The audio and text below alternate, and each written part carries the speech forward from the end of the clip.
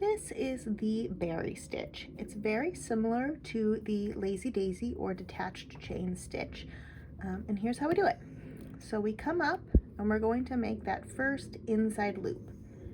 So we bring our needle up at the base, hold our thread towards the top, go back down in the same spot, and we gently tug so we have a nice open loop on the front of our fabric.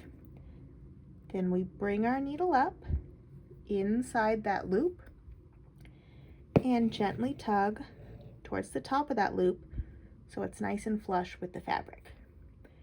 Then we make a short little stitch right around the top outer edge of that loop to hold it in place, like so.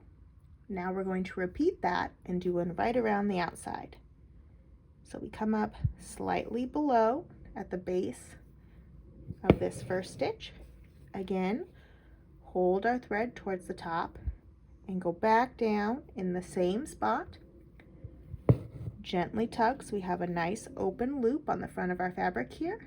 And this time we want to bring our needle up right in the top of that little link there that we made to hold down that first loop. And we'll gently tug, and this time we want this loop to go all the way around that first one. So I tug slow and kind of use my finger to press the thread around the outside of that inside loop. And then again, we just do a short little stitch right around the top, like so, to hold it in place. And that is our berry stitch.